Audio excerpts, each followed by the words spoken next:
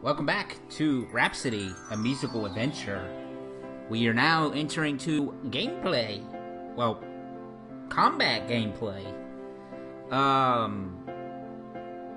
It's a little bit different originally in the PlayStation version than what they changed it to the DS version. It's more grid-based, like the Disgaea games in the PlayStation version. The DS version would tone it back and try to make it more like the sequel, which for this game, I think it benefits it. I just prefer the simplicity of the other gameplay that they added to the DS version. Oh yeah, and cornet hedge frogs. That's a thing. But here's an example of the combat.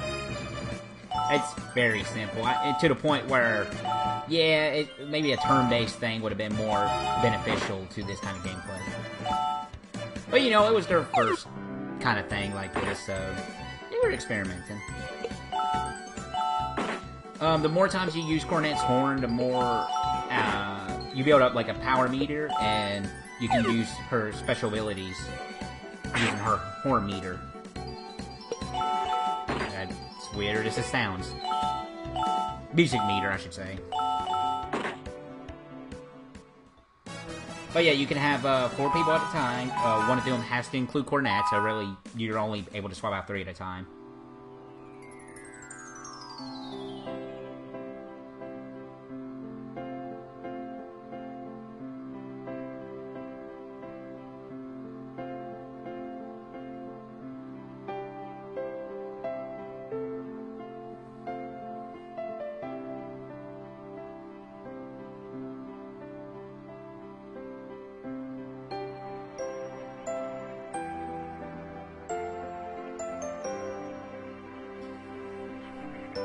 But yeah, we're in the forest here to help our grandfather out.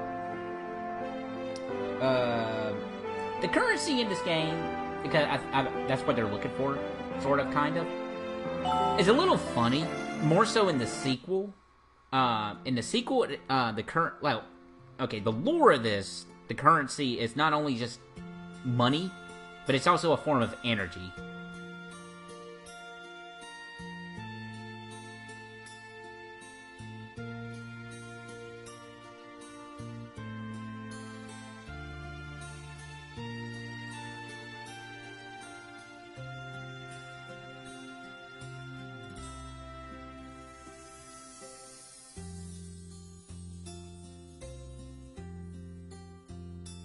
I remember the song, I've known it for so long, and it feels so good to hear.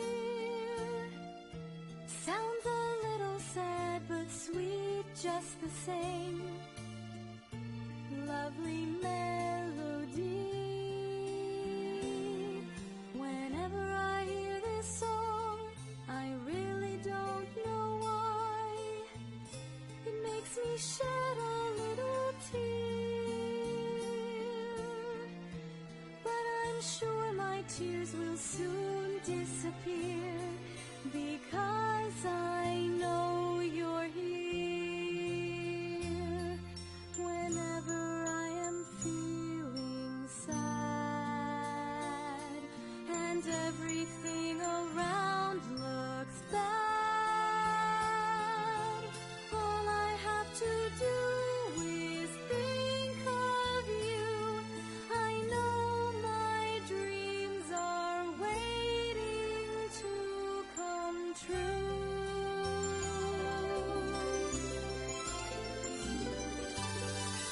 Let's go on with hope in our hearts.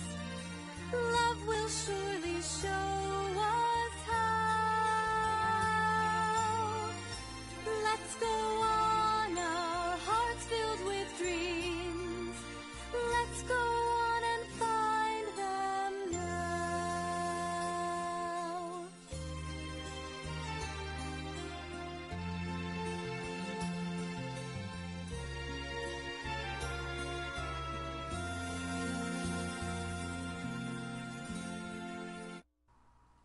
It just subtly ends.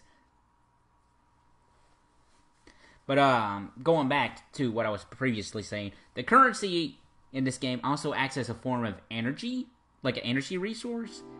And play that up in the sequel, which is a little infuriating, I'm not gonna lie, but we'll get to the sequel at some point.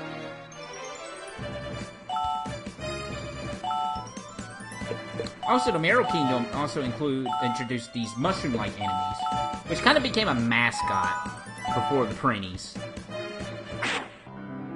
But they still represent, you know, the Marrow Kingdom games.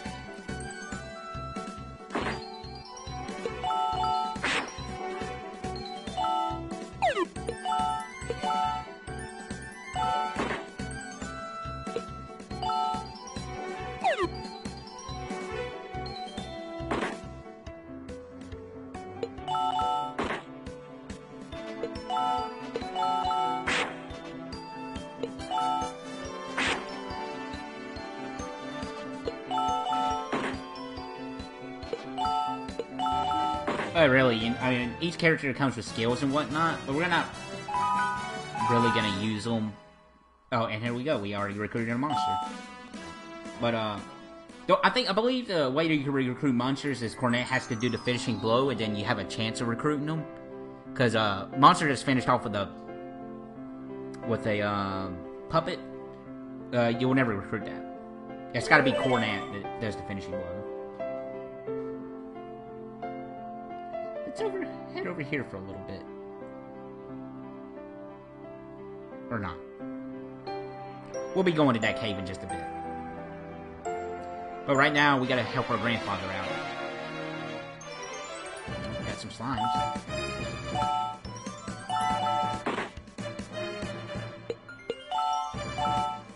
Also, Cornet with our horn can actually power up puppets. Won't work on normal monsters, though. So, you know, that's handy. And it also adds to the horn counter. Music counter. Music note counter. Such and such.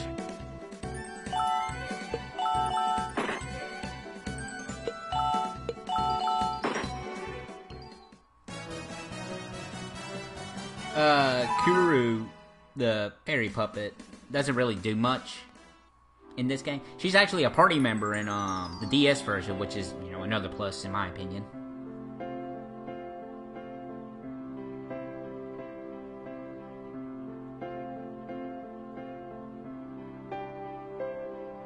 Beware of a witch. Ooh.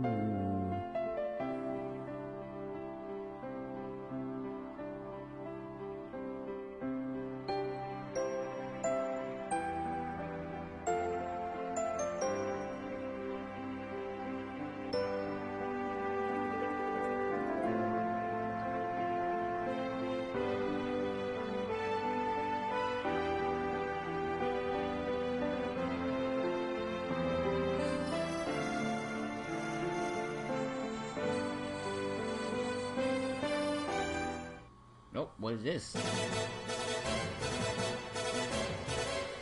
Anybody who's a Phantom Brave fan might recognize this character. Just sticking it out there. And also a Disguise fan too, she's reference. NIS references itself a lot, okay?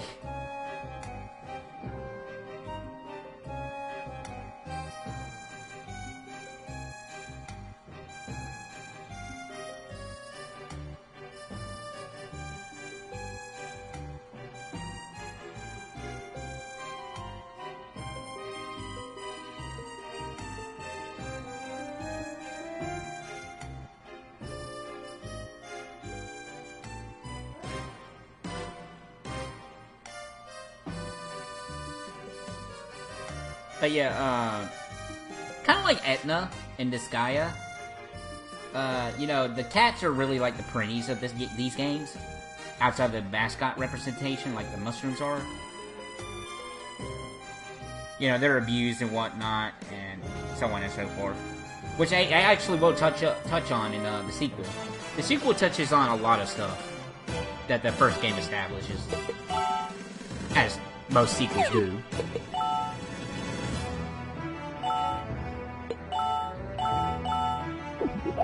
Our first boss fight here. Nothing major, just some kitty cats.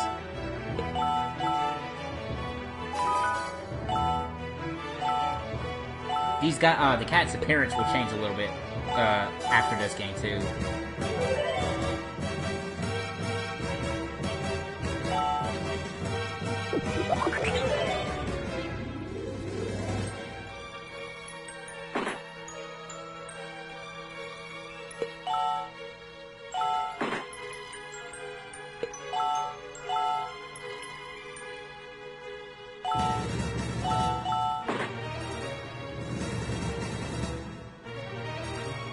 I don't know why that took so long, but there you go. This game's, you know, there's a loading sequence, so to speak.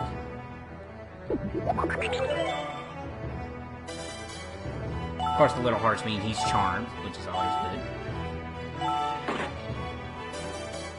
I think it's the charm spell interfering with the attack animation. I don't know, it's weird.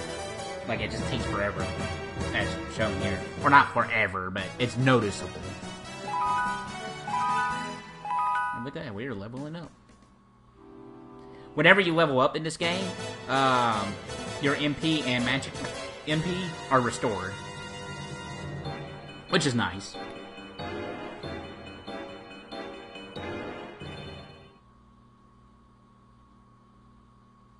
My super de-duper dragon.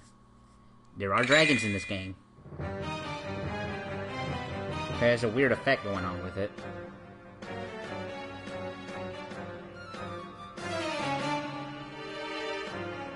I guess to make it more intimidating. It just looks kind of off-putting.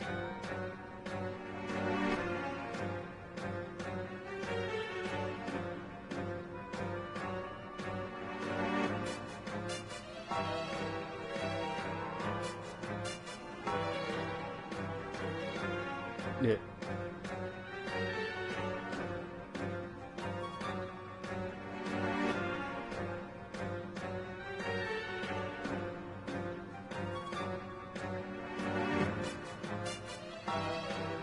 Yeah, we can take it on.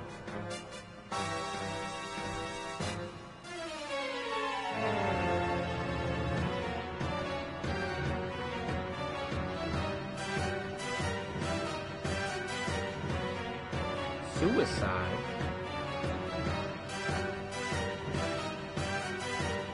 A little fourth wall breaking there.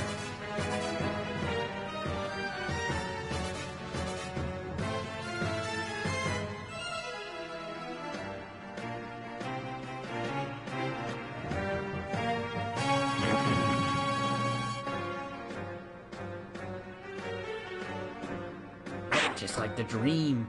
It's like destiny.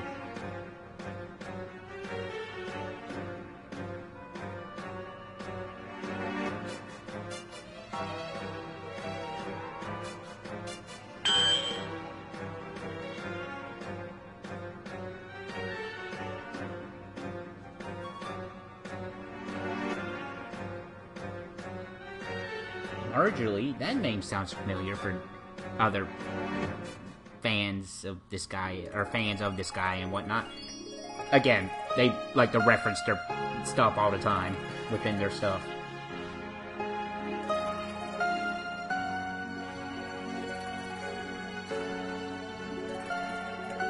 But this is the prince of the game, which we dreamt about, and I guess it's like a premonition kind of thing of what's to come.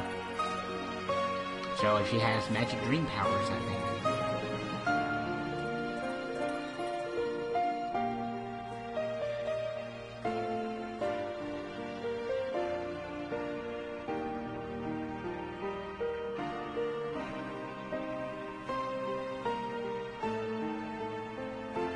And that's when love happened.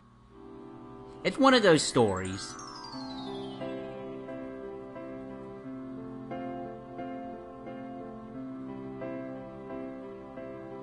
But, you know, like, unlike other princesses and medias, back in the day, Cornette does do her own thing, so that's cool.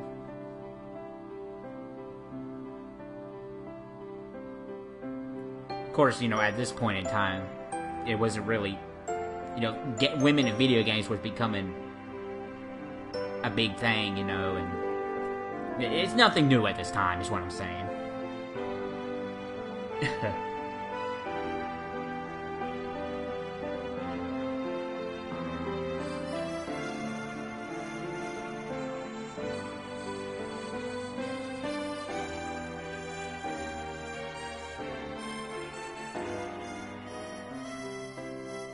Alrighty, so... Oh yeah, you come visit your grandpa and he'll fix up your puppets for you. He's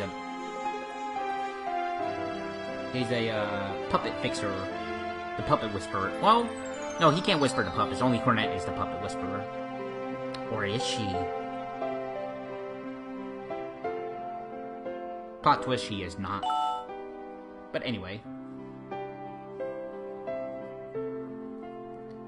So now we have to figure out a way to meet the prince again. So be sure to... So I'm sure there's going to be some shenanigans going on.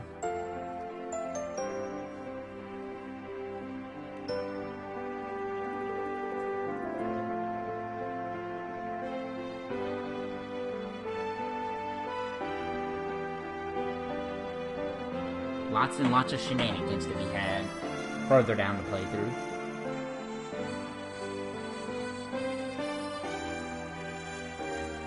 Don't know if the age thing was changed for the English version. I would think it's probably the same in the Japanese version.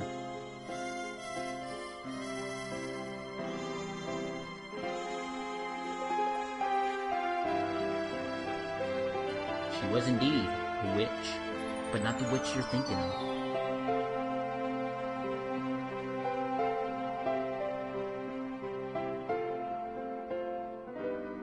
That war that soldier was talking about will be brought up in the sequel.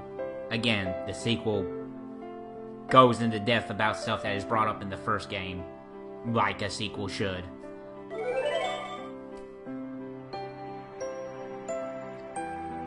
But that concludes this part. Stay tuned for the next part, where we will do more stuff.